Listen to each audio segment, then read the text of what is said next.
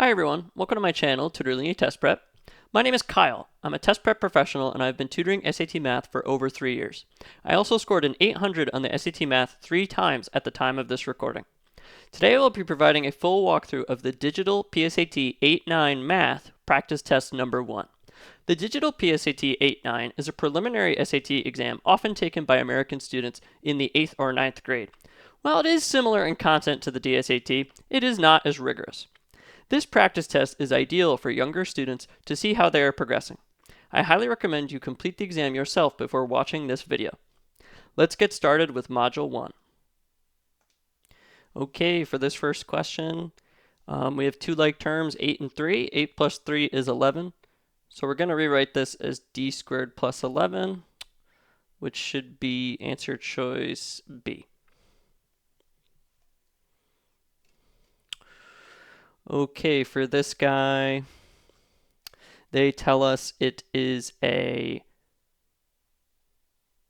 has a length of 162 when it was born, so that's like an initial value, which is also our y-intercept, so that's going to be our b. And then a lot of times when you see the word per, that's going to tell you your slope. So see how it says 4.8, increased 4.8 centimeters per month. So that is our m. So if we have y equals mx plus b, it's going to look like this. Increase tells us it's positive, so it's going to be positive 4.8x plus 162. That should give us answer choice D. Very good. Okay, for this one, we can solve this equation, or we want to get 15x. So 5 times 3 is 15, so we could just multiply the whole thing by 3. And we get 15x equals 60, which gives us answer choice D. You could also solve the equation using Desmos or by hand. I think it's 4. And then just plug in 4 into 15x. And you should still get 60. Great, let's keep going. Okay, so it says the estimated number of candy bars. So basically it wants to know the increase in y, the machine wraps per second. So the increase in y per x, because seconds is x. That's your slope. Slope is the change in y when x goes up by 1. So the question's asking you for slope. It's just a roundabout way. So we're going to find the slope. I'm going to pick out 2 points. How about this one and this one? So the 2 points are 0, 0, and 280. And now I'm going to use the slope formula. M equals y2 minus y1 over x2 minus x1. And that should give us 80 minus 0 over 2 minus 0, which should give us 40. So the answer for this guy should be B.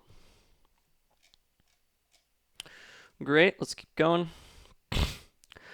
Okay, this isn't on the reference sheet, but you probably want to know that the equation for the area of a square is s squared. And they tell us the area is 64, so we're going to put 64 in for A. And now to get rid of a square root, we're going to take the square root of both sides. And we don't need to put a plus or minus because it's a geometry problem. So the length of the side should be 8. Looks good. Okay, so it says Connor has 4 times as many dollars as Maria. Has is often a lot like is. It tells us equals. So we're going to do Connor, C, equals 4 times as many as Maria. So 4 times M, which is the amount of money Maria has. And now we're going to write another equation for this phrase. They have a total of $25. So C plus M total often tells us to add the two quantities is equal to 25. And all of a sudden, this is looking like answer choice A. And notice, guys, I'm trying to do the words to math from the question without looking at the answer choices at all. You should try to get in the habit of coming up with the equation yourself without relying on the answer choices. Great, let's keep going. Okay, so we can do like dimensional analysis on this thing, but we don't really need to. If you guys have seen before the equation distance equals rate times time, it's asking us about the 16. Do you see how the 16 is the rate? So it should be like a speed. And these first two, these don't even have a speed in them, so these are wrong. And it's not a speed of 1/16, it's a speed of 16. So seems like C is the right answer. Yeah, so distance equals rate times time. That's probably something you want to know for the test. Great. Okay, A equals 9. So we're going to just replace A with a 9. And we should get 46 equals 18 plus 2b. 20 would be 26. 28 equals 2b. If we subtract 18 from both sides. And now we're going to divide both sides by 2. And we get b equals 14.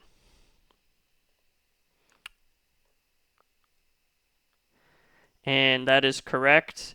This one could be pretty good for Desmos. Why don't we do 46 equals 2a plus, and the thing we want to find, why don't we change that to an x? So we'll change the b to an x. And a is equal to 9. And it tells me that x, or b, all I did was change the letter so that I could graph it, is 14. So that's another way you could have done that one really quickly. Okay, great. Let's go back over here. Okay, the mean is the sum divided by n, the number of data values. There's 5 in the list. And the sum, if I go on my calculator, 2 plus 9 plus 14 plus 23 plus 32, I get 80. And 80 divided by 5 is 16. So the mean should be 16. There's also a really, really helpful function on Desmos for finding the mean and median of a list. So I'm just going to type in mean parenthesis and then the numbers 2, 9, 14, 23, 32. And it tells me that the mean of those numbers is 16. Great. Let's go back over here. Okay. Whenever we have y both by itself, we always just want to, kind of put them together, substitute. So 4x minus 9 equals 19. I'm going to add 9 to both sides, and I get 4x equals 28. Divide both sides by 4, and I get x equals 7. The only one with x is 7 is b, so I don't even need to check for the y coordinate. I mean, they tell us anyway, but I don't even need to worry about that. I realize now that it is b. And of course, Desmos would be great for this one. Pretty much any systems question. So let's just do that really quick. So y equals 4x minus 9. Y equals 19. And I'm just going to click on it, and it tells me the point of intersection is 7, 19, which is what we got. Very good. Let's go back over here. Okay, so it's not really obvious, but this question is testing us on difference of two squares. I went over this in the Ottocento factoring video.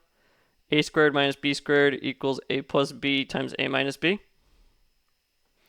And you see if we look at 256w squared minus 676, you see that this guy is a squared and this guy is b squared. So you could just do this on your calculator. The square root of 256 is 16. So a is going to be 16, and then the square root of w squared is just w. And then the square root of 676 is 26. So now we're going to just plug both those into the right half of the equation, a plus b, a minus b. So we get 16w plus 26 times 16w minus 26. And that gives us answer choice D. If you wanted to, you could replace all these with an X instead of a W and graph all of them on Desmos to see if they're equivalent. They'll look exactly the same if they're equivalent. So if you plotted this one with an X and this one with an X, they should look exactly the same on Desmos. Not going to go over that though.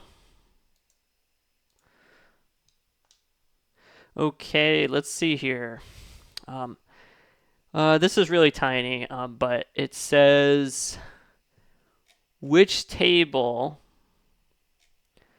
gives the values from the graph. So, and you see all of these, or at least a lot of them,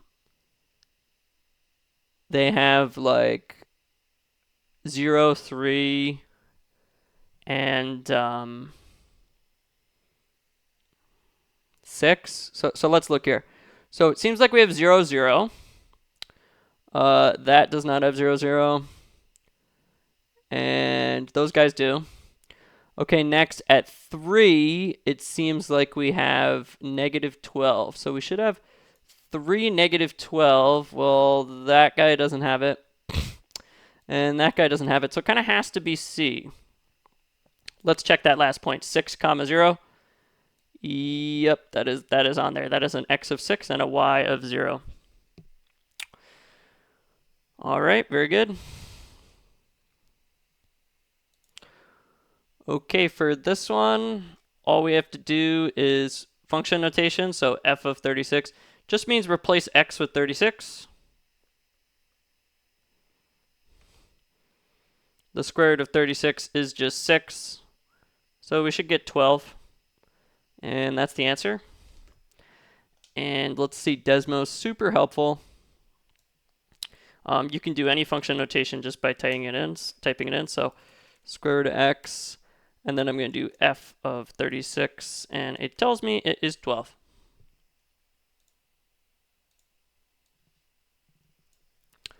Great. Let's keep going. Okay, so f of 5. Okay, so first of all, with any like function notation point, I like to change it to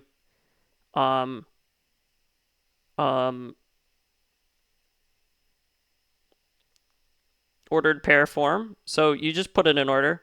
So 5, 518, 748. And I like to label the letters on top of the numbers. So the thing inside the parentheses is your x. So that's the first spot. And then the thing outside the parentheses is your function or your y, your output. So that goes in the second spot. So I'm going to put f here. That might have been obvious for this one, but what if you saw a problem that was like q of j? You'd be like, whoa, which one's which? So just remember that guy on the inside is your x, your first value, and that guy on the outside is your y, your second value. Okay, now I'm going to underline where it says what these things are. So X, years after the company started selling light bulbs online. And then it says the function f gives a company's predicted annual revenue. So it should be something like 5 years after they started selling light bulbs online. The revenue was $518,478. $518,748. So the only one that really fits that bill, well, first of all, the C and D, these don't even have anything about 5 years. They don't even have that. So, I mean, right away, that's kind of wrong.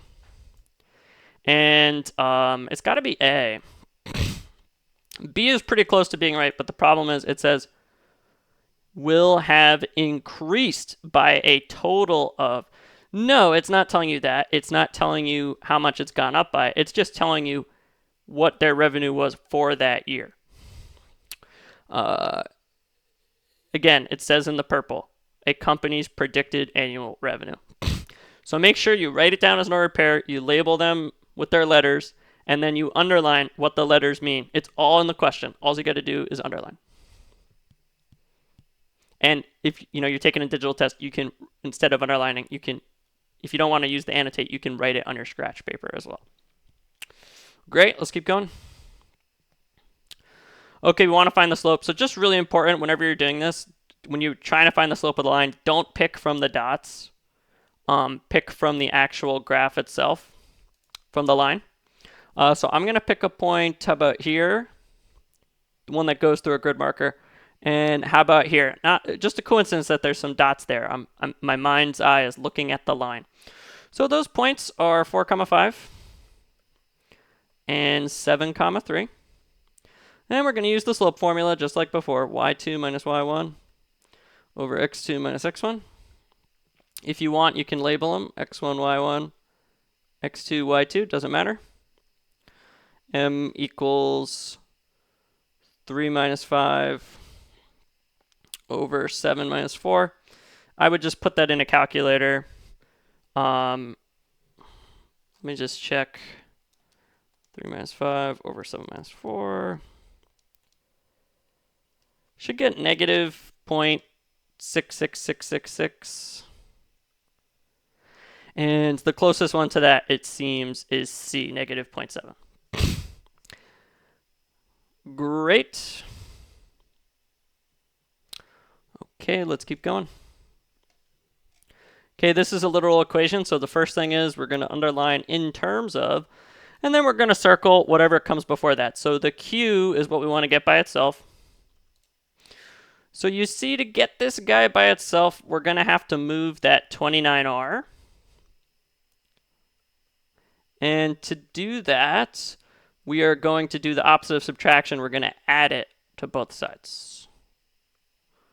So this guy goes away, and we get Q equals S plus 29R, which should be B, which I hope is right. Good. Okay, this is a 2-step unit conversion using the factor label method. I made a video on this. Go watch it. I'm going to go through this pretty quickly. One of my Ottocento videos is about this. So we have furlongs, so we're first going to use the one with furlongs in it. And we're going to deliberately put the furlong part of it on the bottom because we want to make sure that we have units on opposite sides of the division sign. So you see furlongs are both on opposite sides of the division sign. So if they're on opposite sides of the division sign, we can cross them out. So we now have units of yards, but we're going to keep going because we don't want yards, we want feet. Great, so now we're going to set up another one. And now that we have yards, we're going to use this other one with yards in it. And similar kind of deal, we're going to put yard on the bottom, and then 3 feet on the top. We see that yards is on opposite side of the division sign, so we can cross it out. And we're left with feet, which is what we want. Now, we're not going to do any of this in our head, no matter how easy it looks, because we don't want to make a careless mistake. We're going to go to the calculator, and we're going to type it in exactly as written. So 112, 220 over 1, 3 over 1. And exactly like that. And it tells me that the answer is 73,920. So let's write that down. 73,920 feet. And that is the answer. Great, let's keep going.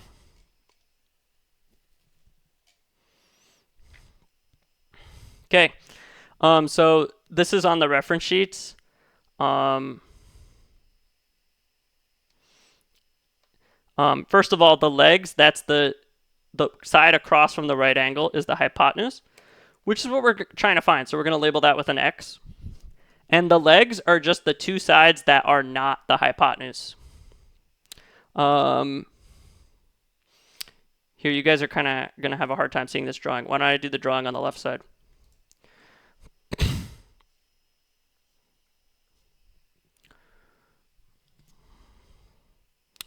So,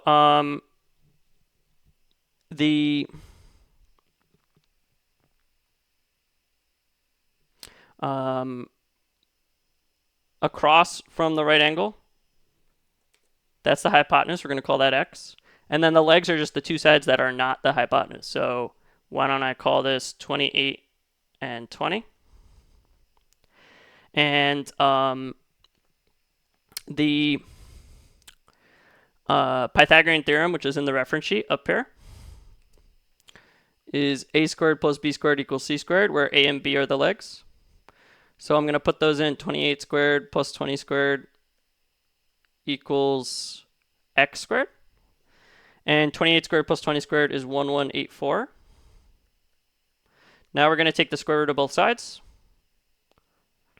So x is equal to the square root of 1184. So now you have to simplify that. I mean, hopefully, you know, you can just type them in your calculator and compare the decimal. That would be fine. I mean, hopefully, obviously, when you type that in, it's not one of these because you don't get a whole number. So the answer is 4 root 74. I'm not going to go over how to simplify this radical in the interest of time. But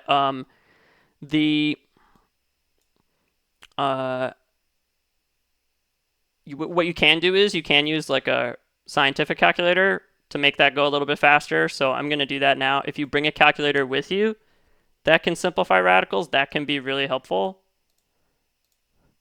And you see I get 4 root 74. Anyway.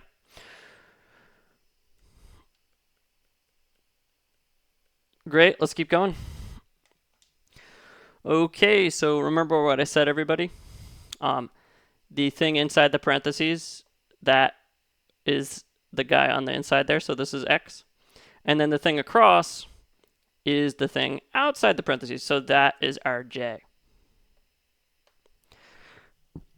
So on the SAT, pretty much whenever they give you a point, you want to plug in the point. So we are going to plug in the point. So j, so we're going to write 18 equals m, x is 12, plus 144. So we get 18, we subtract 144 from both sides, and we get, what is that? Negative 126 equals 12m. Divide both sides by 12, and we should get m equals negative 10.5.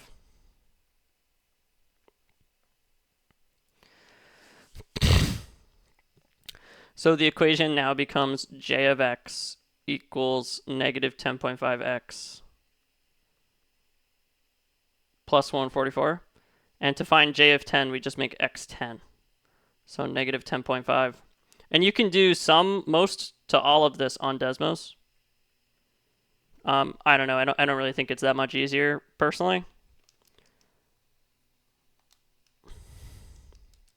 And I'm getting j of 10 is equal to 39, which is the answer. So, yeah, whenever you see a point on the SAT, you probably want to plug it in. It's probably, not always, but it's probably important information.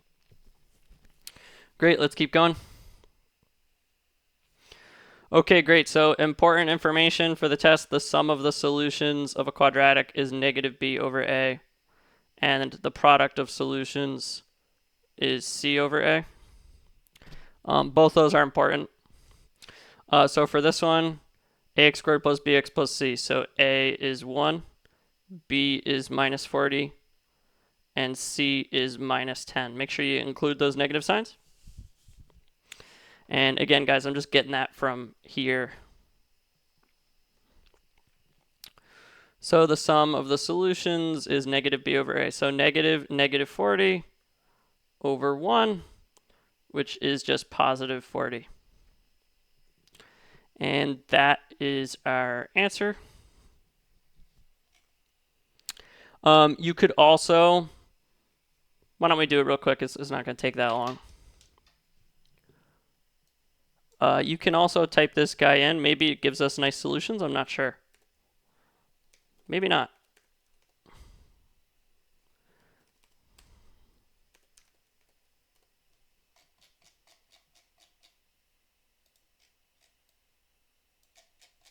Yeah, I don't know, but it doesn't give you nice solutions. But you see, if you add those two, negative 0.248 and 40.248, you do get 40. So I suppose you could have done it that way. But again, you're going to come across questions where you really, really, really need to know that sum of solutions formula and that product of solutions formula. So please, the product is c over a, and the sum is negative b divided by a. Negative b divided by a. Great. Okay, so for this one, I kind of see they want us to get the x squared and the x by itself. So I'm going to add 15 to both sides, and I get 3x squared minus 18x equals 15. Now I want to get a 1 in front of the x squared, so let's factor out a 3. And we get x squared minus 6x. And now if I divide both sides by 3, we should get 5, which is the answer for this one. I'm not certain, but I wonder if Desmos is helpful. Let's try it. 3x squared minus 18x minus 15 equals 0. And we do get fractional answers. But yeah, I bet if I typed one of those in, let's try it. Let's just see what happens. A equals 6.742. Is that what it said? Yeah, let's try that one. So I'm going to do a squared minus 6a. And yeah, that difference from the answer is just because I didn't use the exact answer. It's just some round off error. So yeah, that would have been a good way to figure it out if you weren't sure what to do. So yeah, it's 5. Great. Let's come back over here. Okay, comic book. Haven't seen one quite like this in a while. So essentially, we have 2 back-to-back percent multipliers. Remember, guys, original times percent multipliers equals final. So our original value, we don't know what it is, so why don't we call it x? And we're going to first do 2 percent multipliers, an increase of 167 and then a decrease of 16%. So remember, you add or subtract the percent divided by 100. So do not do this in your head. It's really easy to mess this up. I'm going straight to Desmos here. Okay, so for the 167% increase, we're going to do 1 plus 167 divided by 100. And then for the decrease, we're going to do 1 minus, because it's a decrease, minus for a decrease, 16 divided by 100. And the 2% multipliers are 2.67 and 0.84. So I'm going to multiply my original value x by those 2.67 by 0.84 times. Those are multiplication symbols. So now we need to figure out what 2.67 times 0.84 is? It's 2.2428. So x times 2.2428. And now, to change it back, what we're going to do is, this is our percent multiplier for like the overall change. So to change the percent multiplier, I went over this in my percents video, back to a percent change, all we do is we subtract 1 and then multiply by 100. So I kind of use this like informal equation, 100 times PM minus 1, but really all you're doing is like undoing making the percent multiplier. So let's go over here and do that. 100 times the percent multiplier minus 1. So 100 times 2.2428 minus 1. And I get my percent change is positive 124.28%, which is an increase, which is what we expected, because you see the question says, what is the net percent increase? So yeah, very tricky question if you haven't seen it before, but you got to know percent multipliers. And hopefully once you get the 2.2428, you can kind of start looking at the answer choices and hopefully one of them jumps out at you. So the answer for this one should be A. Alrighty, let's take a short break. Okay, let's get started with Module 2A. So this one says it wants to know how many people responded either never or almost never. So it wants us to do either or. So we want to consider both categories. So we're going to add them up. 53 and 29. And 53 plus 29 should give you 82, which is answer choice C. Great. Okay, probability, we're going to do the desired over the total. So the desired is the white, and the total, they tell us there's 20 total. So we're going to do the probability of white is 8 over 20. We can simplify that, but you see that in the answer choices, none of them are simplified, so we're not going to bother with that. The answer is just 8 over 20. So remember, probability is desired outcomes divided by total outcomes. Great. The y-intercept is where the point where it crosses the y-axis. It seems to be that is 0, positive 8, which is answer choice D. Just be careful. There might be an answer choice on another one that's like 8, 0. Remember, y-intercepts always have x 0. Y-intercepts always have an x of 0. Okay, this one we could just type in a Desmos if you wanted to. Just replace the p with an x. But I'm going to solve it, so I'm going to subtract subtract 180 from both sides, and I get 5p equals 70. Now I'm going to divide both sides by 5, and I get p equals 14. And that is answer choice A.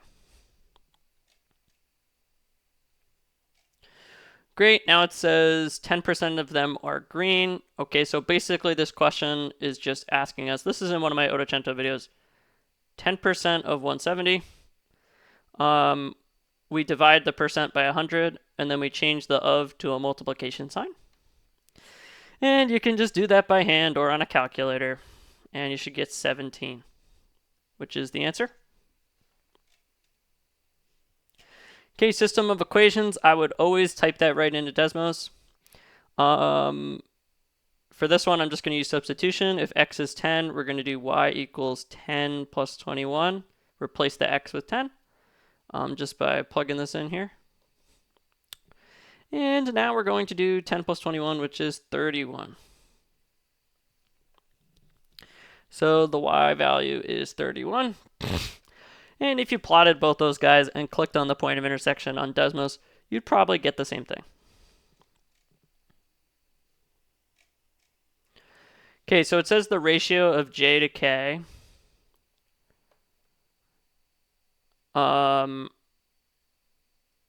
is 11 to 12. If J is multiplied by 17, well, that means K must also be multiplied by 17 to maintain the ratio. So the answer is 17. Think about it, right? If you had a ratio of like 2 to 3, and we multiply the left one by 5, we get 10. You're probably already thinking, oh, that other one should be 15. And you're right, because 3 times 5 is 15. We have to multiply them both by the same number to maintain the ratio.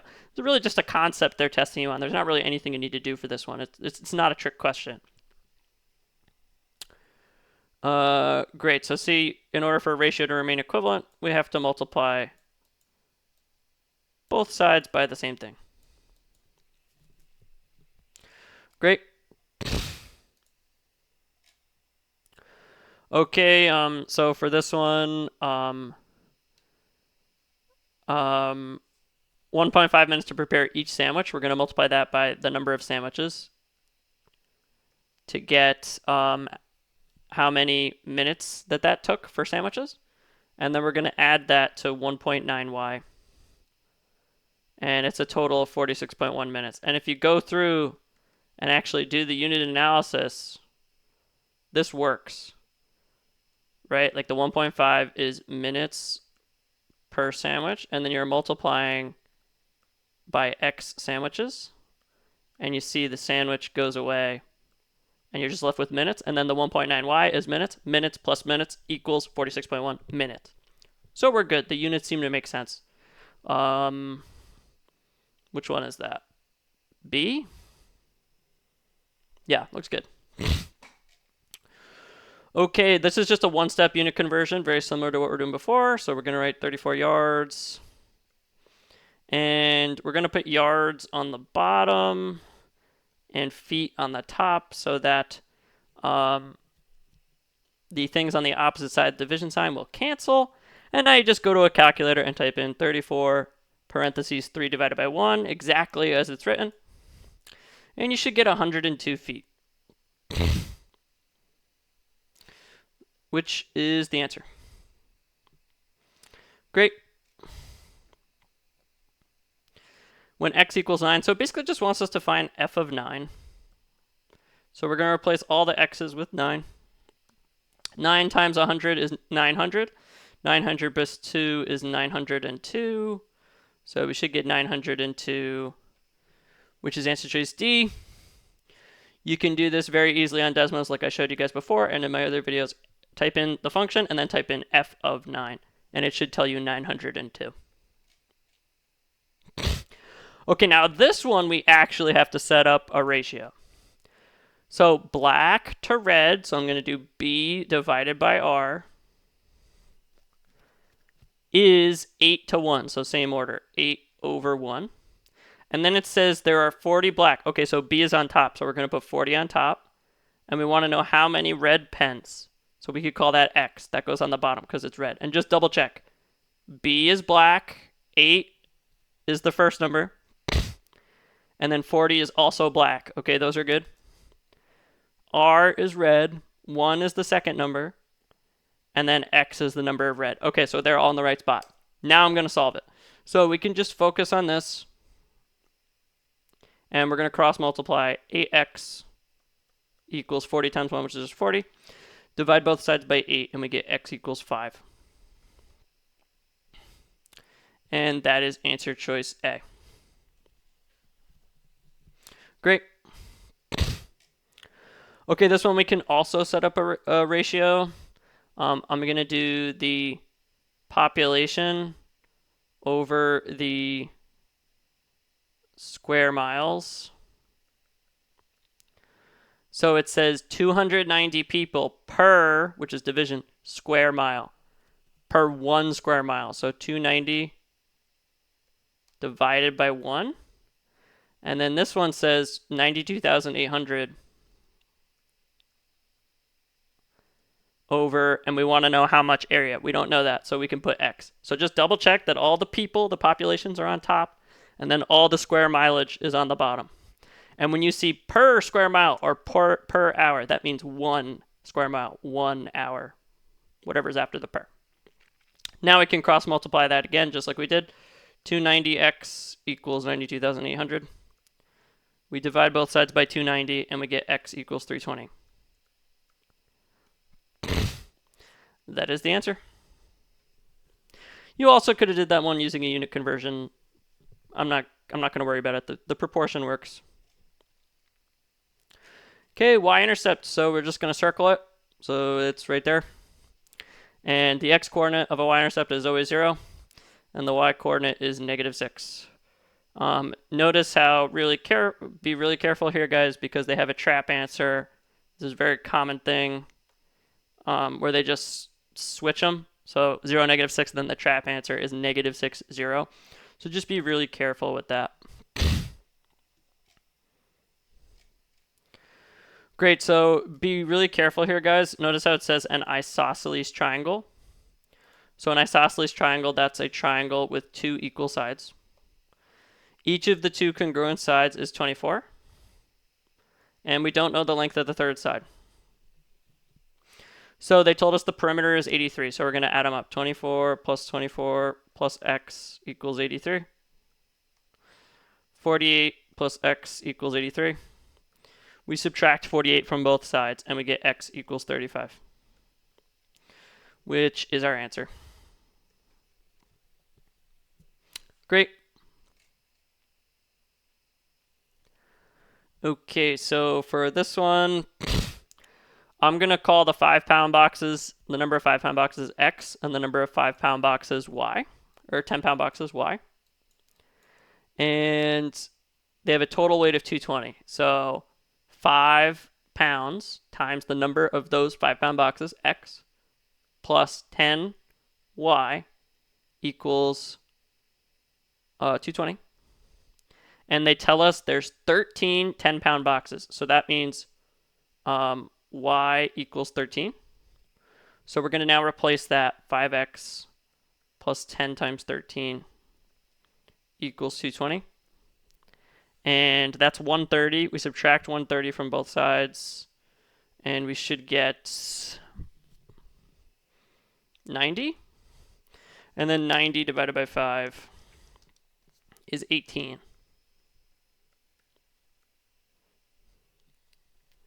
And that gives us answer choice D.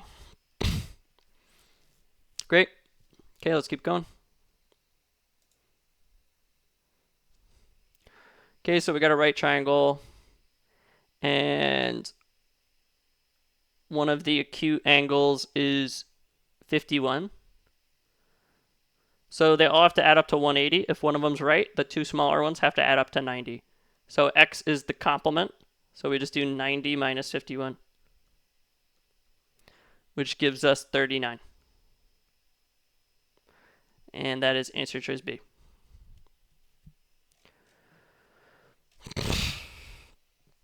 Okay, for this one, it says Melvin purchased 4 pounds of tangerines.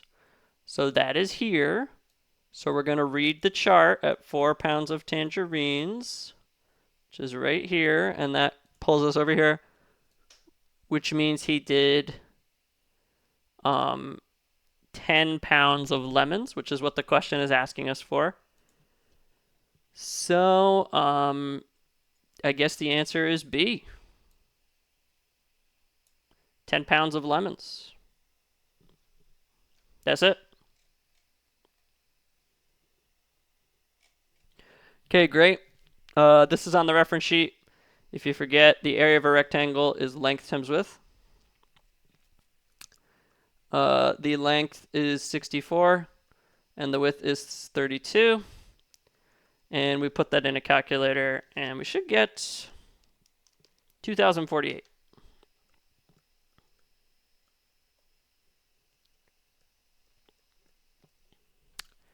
Great.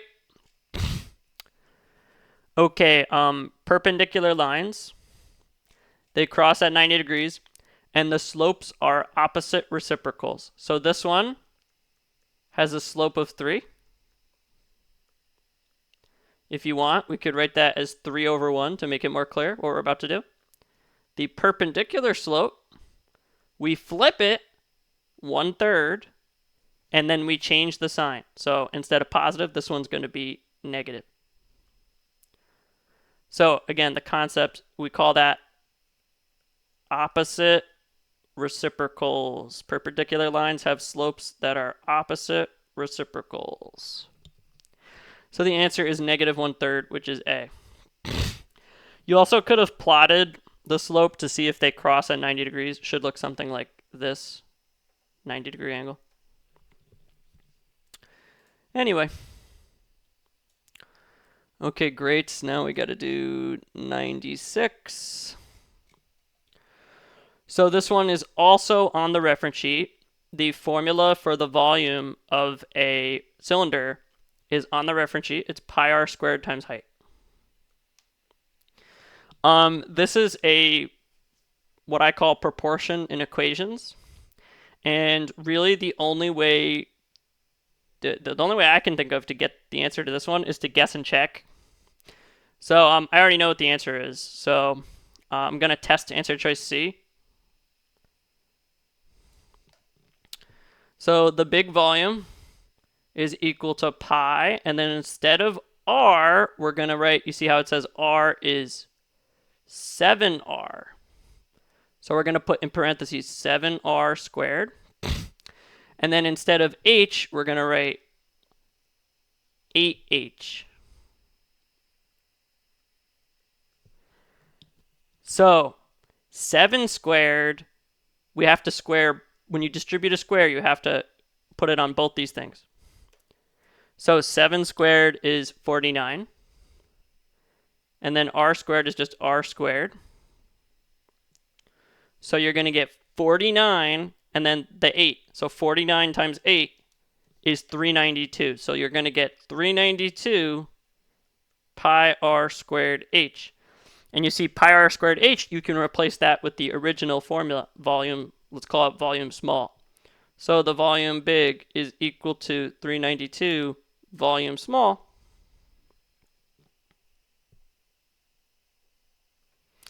If you go and test this with the other answer choices, you won't get a 392 out in front. You'll get a different number. So see if you can try all those and verify that for yourself.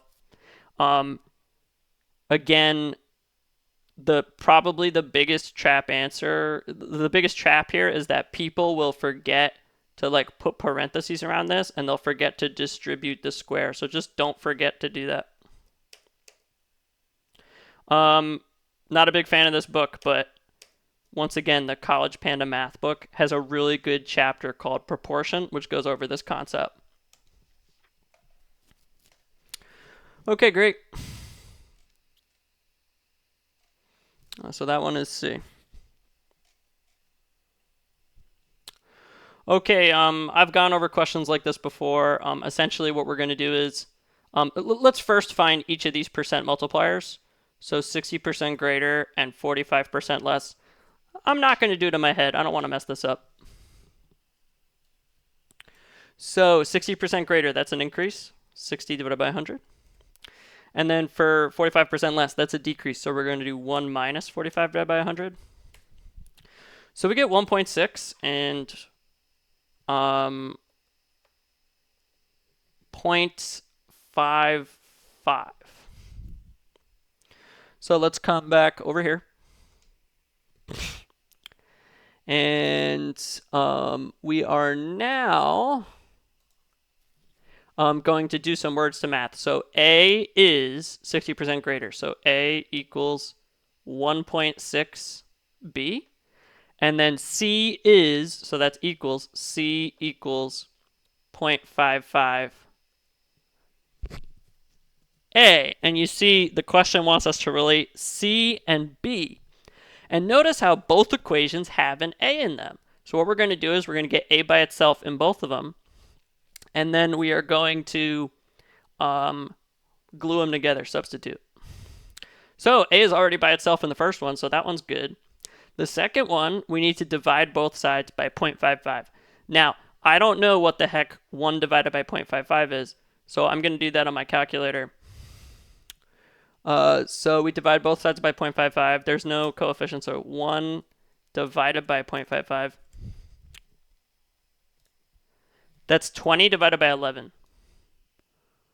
So this equation should look something like this if we rewrite it. Again, we're dividing both sides by 0.55. 20 over 11, C equals A. Now we're going to take that equation and the first equation and set them equal because they both have an A by itself. So we get 1.6b equals 20 divided by 11 C. Now it says the number C is, so we want to get C by itself. So we're going to divide both sides by 20 over 11. Again, no idea what that is. So I'm going to come over here and do 1.6 divided by 20 divided by 11. And I get 0.88. So this equation now looks like this. C equals 0.88b because I divided both sides by 20 over 11. And now we just need to, oh, it's not even asking us for the percent change. We're done. Yeah, I was going to say we need to subtract 1 and multiply by 100, but we don't need to do that because it just says C is how many times B. So the answer is just 0.88. That is it. You could also put that as a fraction, which is 22 over 25. I don't know why you would, but you could do that. Great. Let's keep going. Wouldn't be surprised if you see that question again. It's come up a couple times now. Okay, so this thing is talking to us about the triangle inequality theorem. You can look this up. There's videos on Khan Academy and stuff. But you see, you don't even need to know it because they tell you what it is. The sum of any two sides must be greater than the third. So we're going to write a bunch of inequalities. We have the sides 6, 12, and we don't know the third side, x. So the sum of any two. So we're going to pick 2, add them, and put greater than the third. So 6 plus 12 is greater than x. And now I'm going to just kind of play musical chairs with them. X plus 12 is greater than 6. And then x plus 6 is greater than 12. See how I'm just kind of like moving them around to form 3 different ones? That's it. So this middle one, if you subtract 12 from both sides, you get x is greater than negative 6. So this one doesn't tell us anything. It's meaningless. Because a side length can't be negative anyway, right? So if I tell you, oh, a side length is greater than negative 10, right? That doesn't tell you anything. So it doesn't matter. So just cross it out. The other two, we get 18 is greater than x for the first one. And if I flip that, I get x is less than 18. See how the mouth is still facing the number? Okay, good. And now for the third one, we just subtract 6 from both sides, and we get x is greater than 6. And both those must be true, so we can write that as a compound inequality.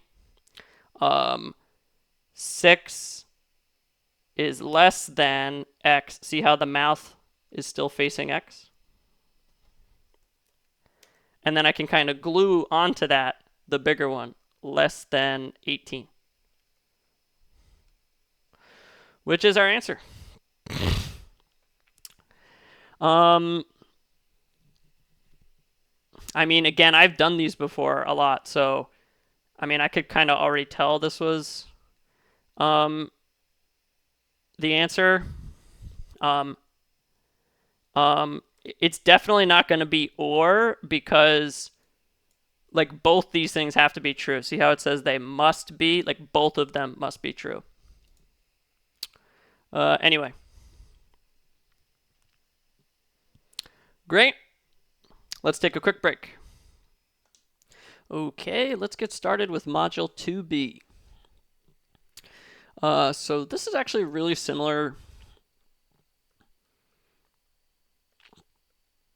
to one of the ones we did before. There's a one-time enrollment fee. That's an initial value, which is like our y-intercept. And then $19 per month, that's a rate. So that is our slope, M. And also I'm going to use the letters, it's going to be a little confusing, but I'm going to use the letters C for cost and then M for the number of members or the number of months. So C equals 19M plus 36. And it says that we want to charge a total of 188. So the charge is 188. We're going to subtract 36 from both sides. 188 minus 36 is 152. We're going to divide both sides by 19. And we're going to get 8. So it's going to take 8 months for us to get that charge, which is answer choice C.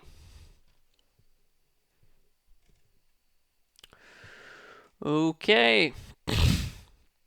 All right, so right away I see this says under 220 miles. So I probably want a less than symbol after the expression that represents the amount. And right away, these ones with a greater than, I'm kind of crossing out. And D is wrong because it mixes up Rhett and Jessica.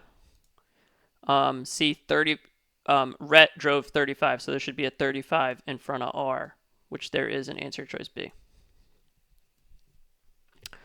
That is it. Great.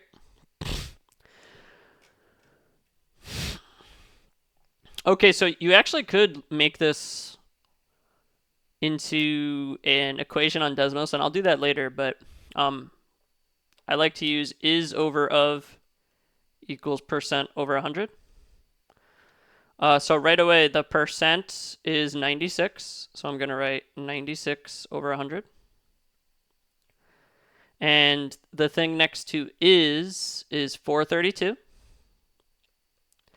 And the thing next to of is what number, which we're going to call x.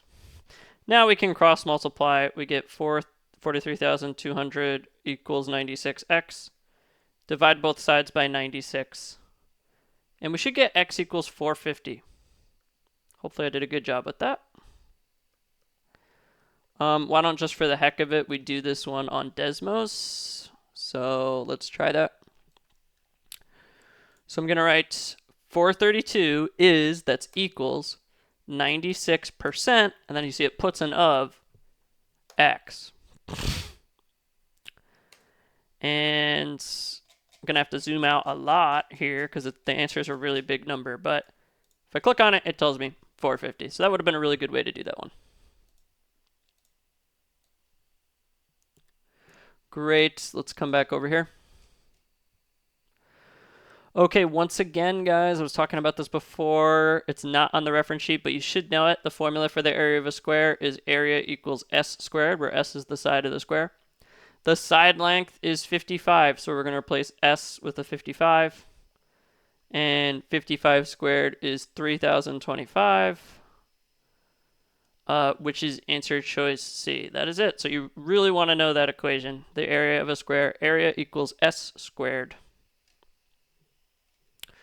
Great. Okay, h of 50, you can just straight up type in h of x equals x plus 200 and then just type in h of 50 on Desmos. Why don't we do it by hand? So h of 50 equals 50 plus 200. And that's 50 plus 200 is 250. So that should be your answer there. Great. Okay, this one we want it to neither be blue nor yellow. So we're going to be looking at the red and the white as our desired. And the total, which I would just do on my calculator really quick, there's 7 plus 4 plus 33 plus 33. That's 77 total. So the probability is going to be 7 plus 4, the desired, over the total, 77. That's 11 over 77. And if you guys didn't know this, I talk about this a lot in my videos. You could simplify fractions very easily on your test by using Desmos. So it simplifies to 1/7. So it looks like that is going to be our answer. Now, why would they simplify it on some of these questions but not some of the others? I have no idea. It's literally the same. Like, you just type it in, so it really doesn't make it that much harder. So I don't know why they do it sometimes and sometimes they don't. But anyway, I only simplified it because I saw 11 over 77 wasn't an answer choice. Great, D is right. Okay, we already did this one in Module 2A. In order for a ratio, you don't even need to do any math. The concept is, in order for a ratio to be equivalent, whatever you multiply one of the numbers by, you have to multiply the other one by that same number. So if one of the numbers gets multiplied by 17, both of them have to be multiplied by 17. There's no work for that one. It's just a conceptual question. Great.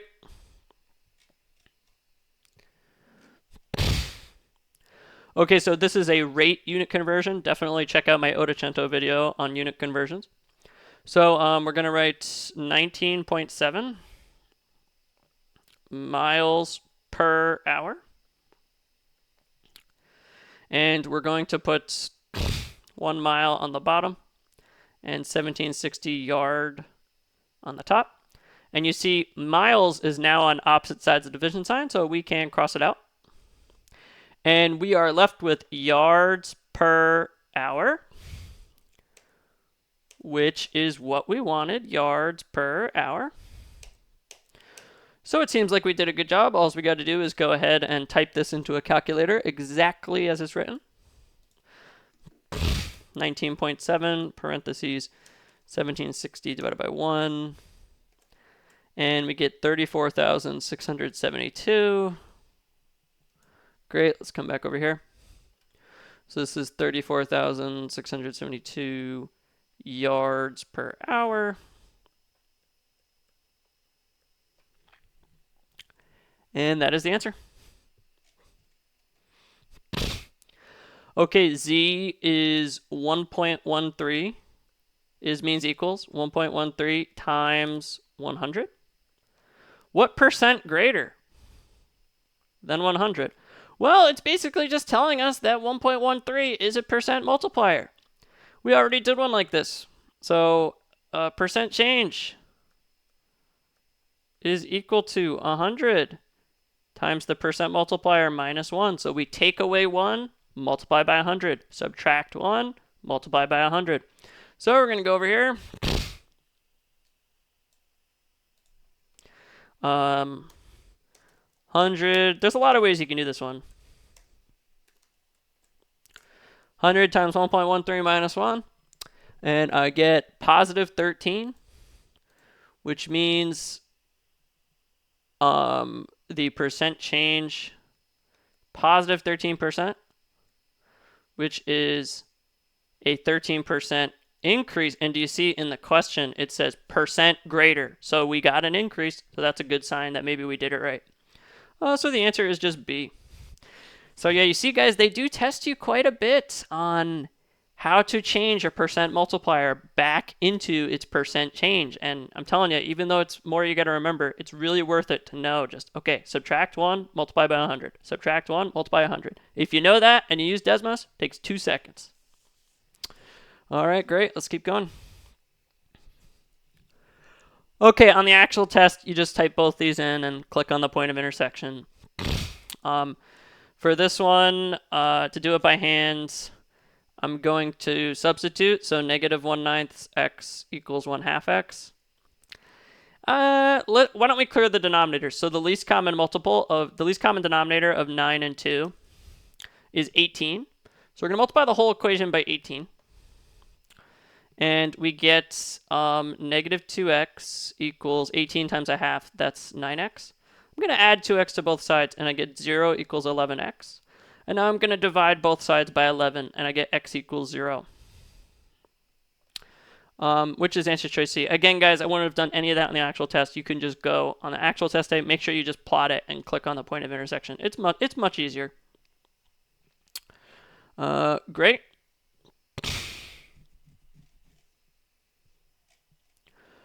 Okay, so for this one, I mean, the first thing we want to do whenever we find the equation of a line is we're going to use the slope formula to find the slope from the 2 points. And that's going to look something like this. -1 minus -5 over 1 minus 0. And if I put that in a calculator, I should get 4. I'm going to just double check that really quick. -1 minus -5 over 1. Yep, we get 4. And right away, I don't even need to do any work. I see the only one with a slope of 4 is answer choice D, so that must be the answer. Now, I don't think this one is easier to do using Desmos, but it is something we haven't talked about this video yet, so why don't we go over it? I have a Desmos video on regression. And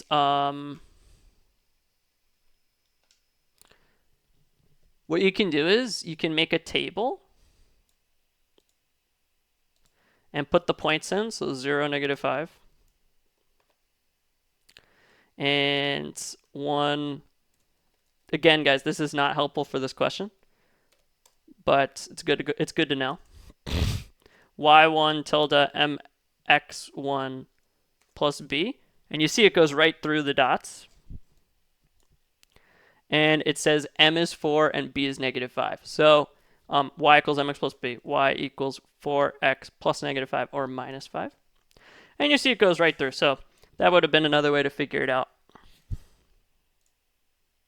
Not that helpful for this question, but for a future question, you might find regression very helpful. Okay. So we need to find the number of days that it takes to orbit 29 times. So for the first planet, we're going to do, it takes 252 days to do an orbit. So we're going to do 252 times 29.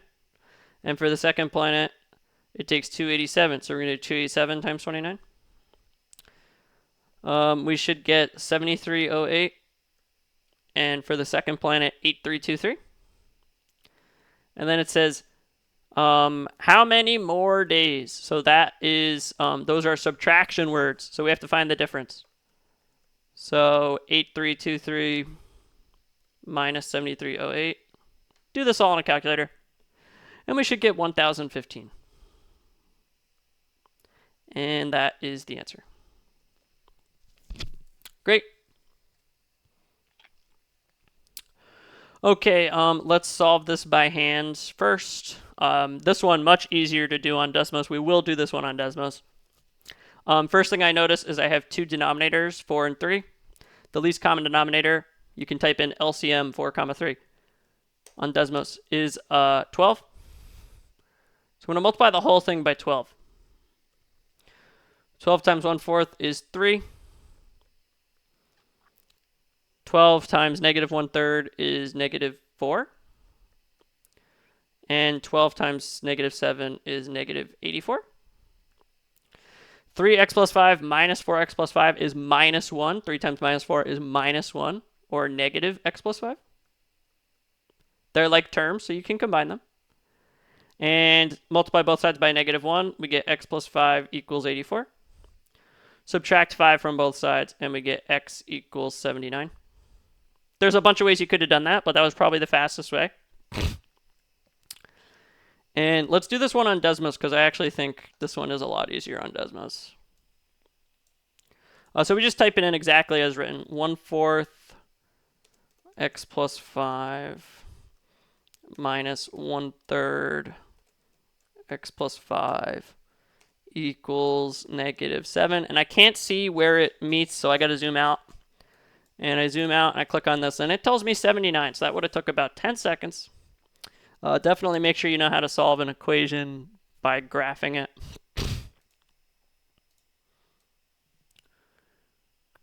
Okay, great. Let's go back over here.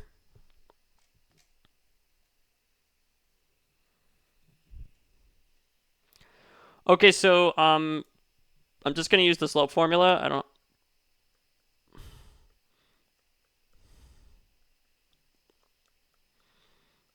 So it's 86 over 3 minus 0 over 0 minus negative 4. And I don't know, I guess the fractions are supposed to make it more difficult. But you can still just type in the fraction on the calculator. So I don't know. Anyway, so I'll show you how to type in a complex fraction. So I'm gonna press the division sign on my keyboard, the slash, and then I'm gonna do 86 over 3 minus 0, and then 0 minus negative 4, and then I hit the fraction button. And it tells me 43 over 6, which I'm pretty sure is the answer. So let's come back over here. So the slope is 43 over 6. Yeah, so I don't know. I guess the inclusion of the fraction was supposed to make it more challenging, but like you can still just type the fraction on your calculator. I don't know. We've already had so many questions with the slope formula on this test. I don't know why there's so many. They're all the same. All right, anyway.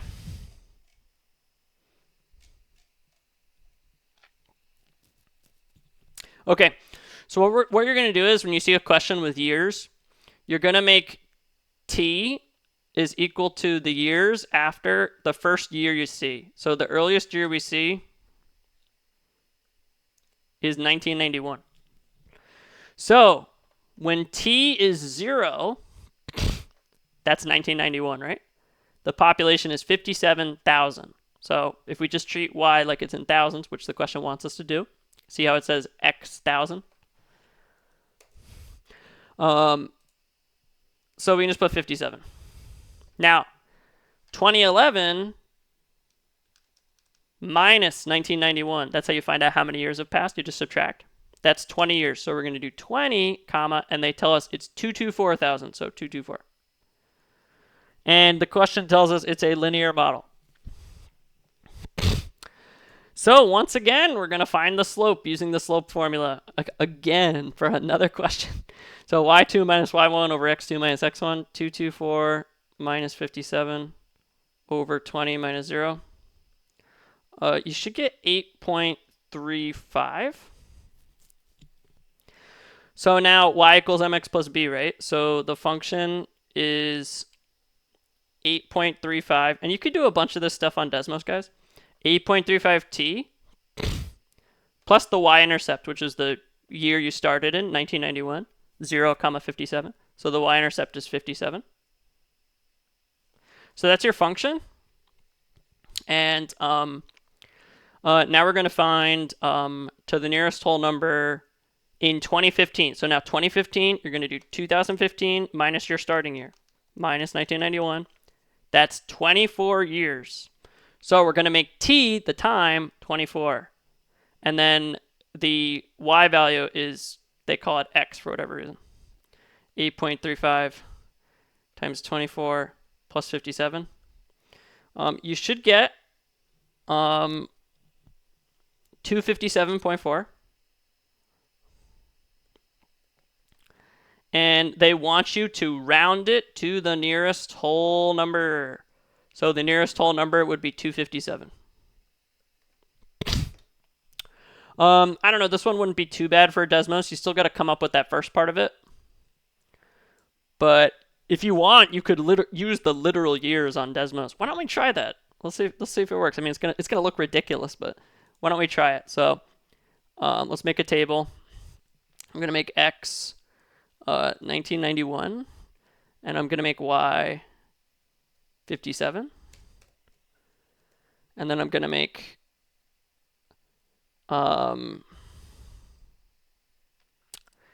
What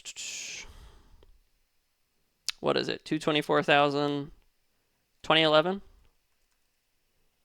then 224. Then I'm going to regress it. Let's just see if it gives us something messy, we can just change it. Okay, this is a really goofy function, but let's see where these dots are first of all. There we go, it's over here. Okay, good. Looks good. Let's rewrite it. F of x equals 8.35x minus 16567.8. And you see it perfectly replaces it, so we did a good job. And it wants us to find y when x, the year is 2015. So f of 2015. And we get 257.45, which I'm wondering if there was some rounding error there. But regardless, it still rounds to 257. So anyway, you also could have just used the points we wrote down, but it wouldn't. I don't know. Maybe doing it on Desmos wouldn't have been that much faster. Okay, good on that one. Let's keep going. Okay, we are once again gonna use the slope formula. Every time we're gonna use the slope formula. I don't know what's going on with this test. Okay, so I'm gonna how about use this point and this point just because I like the one with just an n in it and a 0. So I'm gonna call this x1 y1. I'm gonna call this x2 y2, and we're going to do y2 is n minus the quantity, so you got to put in parentheses, n plus 92, and then 0 minus -3. And you see we get n minus, you distribute that negative, n minus 92. Well, the n minus n, that's just 0.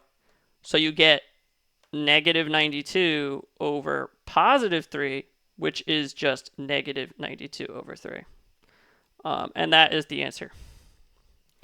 Wow, we must have had like 6 or 7 questions at this point that were solely testing us on the slope formula. Great. So remember, when you plug a value into an equation, if it's got more than one term, you really want to make sure you put parentheses around it, especially if you're subtracting.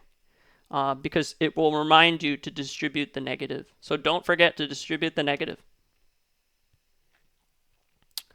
Great, that is right. Let's keep going. Okay, this one's all over the place. So first of all, I didn't realize this the first time I did it. It says AC equals CD, so we're going to mark those as congruent. And next, we're going to put the other given information. So EBC, so EBC, so that's that one up there, is 45. And then ACD, that's this. ACD, that's that one.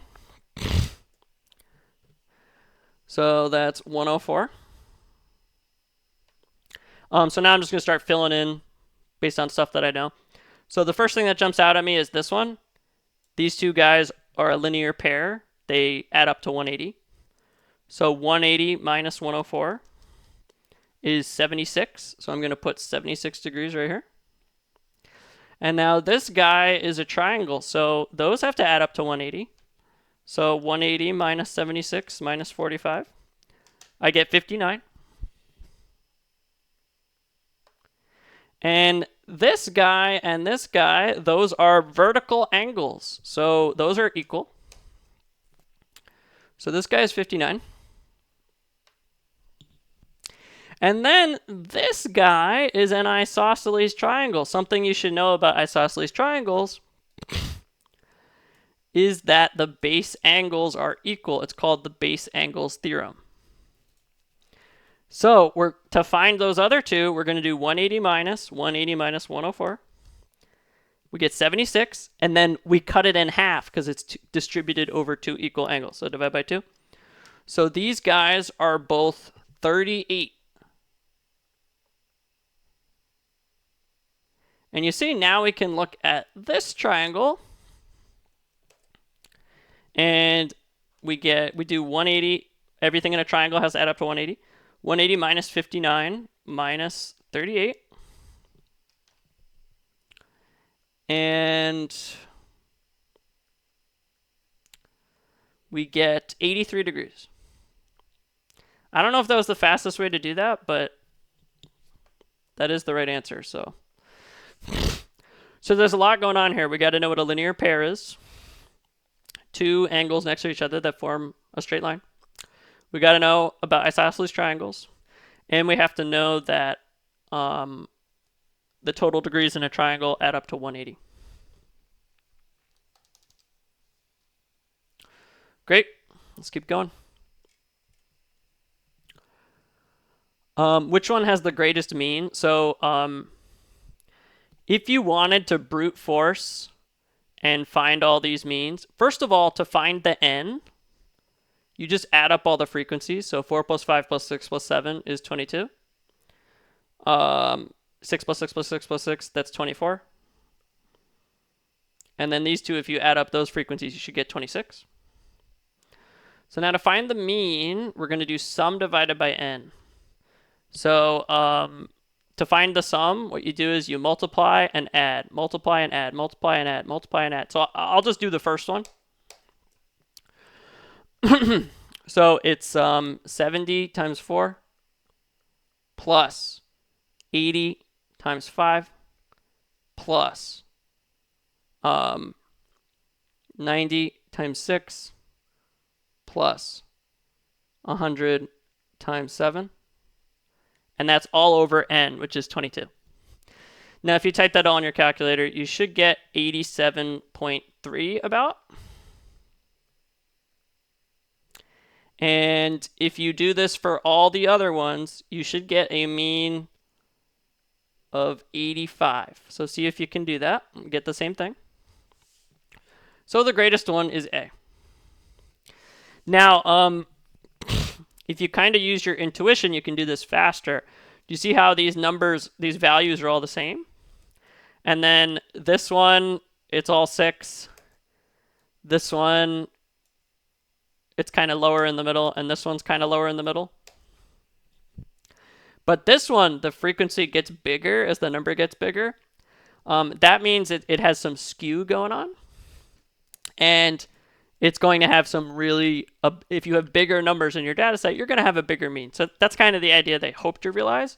But like, honestly, you should know both. Like, you should know how to do this by hand as well. So very common SAT question is to find the mean of a frequency table or a histogram.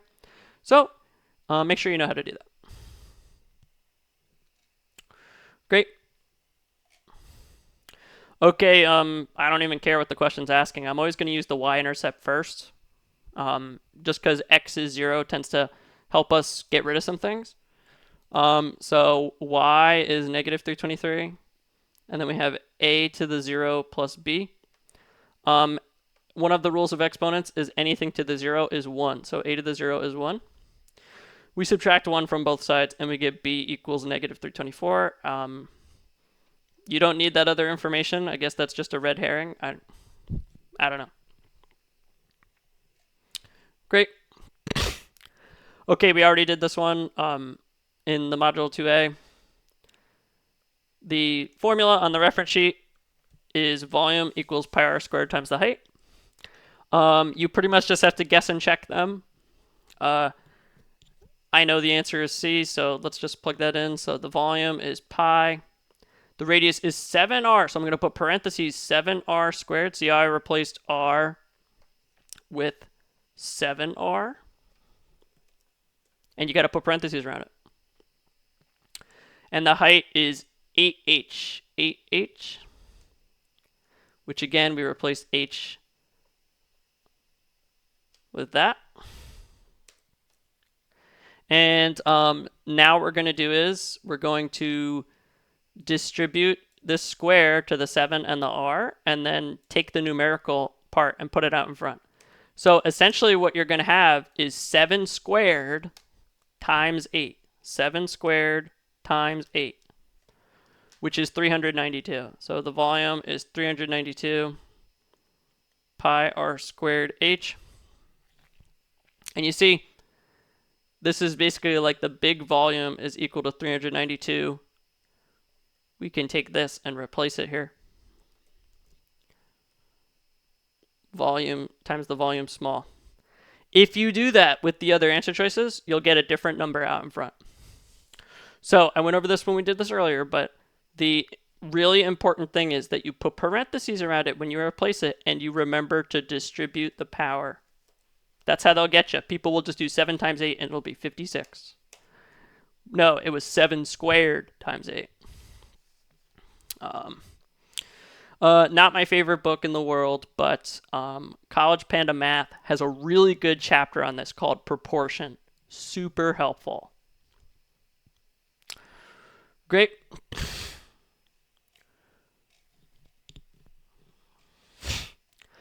Okay, so right away, 8 over 24, 7 over 21, 9 over 27. I went over this in my Ottocento video on linear systems, how many solutions. Those all reduce to 1/3. So basically, it's A over D equals B over E equals C over F. So that tells you you have infinitely many solutions. So, in other words, both lines are the same line. So if you plug in one of the points in the question, you should get the same thing on both sides. So I know what the answer is. So I'm going to plug in the answer and just show you guys why it's right. And so I'm going to plug in 8r plus 7 times negative 8r over 7 plus 9/7 equals 9. So we get 8r, 7 times negative 8/7, so that goes away, and we get negative 8r. And then 7 times 9/7, the 7 goes away, and we get 9. And you see we're left with 9 equals 9, because the 8r's cancel out. So this guy is all good, so the answer must be A. If you do this with the other points, it won't work. Now, this question is a million times easier on Desmos, so we're going to do that now. You could have done this without knowing any of that. All right, so I'm going to plot 8x plus 7y equals 9. And 24x plus 21y equals 27. And you see that they're the same. They perfectly replace each other. So that's what we deduced before using the proportion. So now I'm going to set r equal to some number. How about, I don't know, 30? And we're going to plot answer choice A.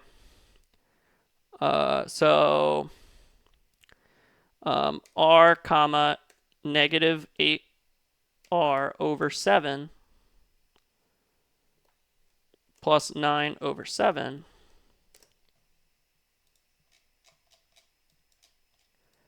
and you see it's on the lines, right? And no matter what you make r, it just moves along the line, right? So it's like it doesn't, so it's looking like A is our answer. I guarantee you, if we type in answer choice B,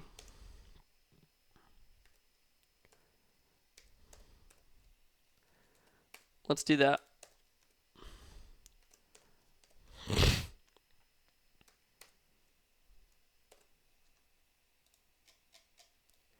You see that one is not on the line. It might sometimes be on the line, but it's not for each real number r on the line. It's not always on the line.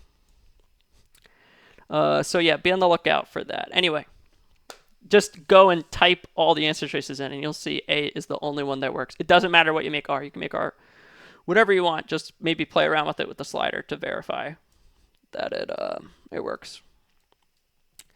So yeah, that one was much easier to do on Desmos. We pretty much didn't really need to know how to do any of it. Okay, last one. If it's okay, I'm just going to use my own letters because the letters they use in this question confuse the heck out of me. So I'm going to call S for small, the 3 centimeter sides, M for medium, the 4 centimeter sides, and L for large is the 8 centimeter side. So they tell us the number of sides with length 8 is 5 times the number of sides with length 3. So we can write L equals 5S. They then proceed to tell us that there are 6 sides with lengths 4 centimeters. So M equals 6. And we can deduce, because there's 30 total sides, all of these sides have to add up to 30. So S plus M plus L equals 30. And we're going to replace M with 6. So we get S plus L, and I'll just move the M over here. 6 equals 30. All I did was just kind of shuffle this guy over here. Addition's commutative. And now we're going to substitute what L is equal to. So we get S plus 5S plus 6 equals 30. S plus 5S, 1S plus 5S is 6S. And all of a sudden, that is looking a lot like answer choice B. So yeah, I think you actually could go and continue to solve this and get all the sides, but they don't want you to for whatever reason. I don't know. Okay, so that's answer choice B. That's right. All right, time for the outro. Okay, that completes the lesson. Please like and subscribe for more digital SAT math content. If you're interested in my tutoring services, the link to my website will be in the description. I tutor SAT math and all math subjects from about 7th grade to AP/early college level. Thanks for stopping by, and good luck studying.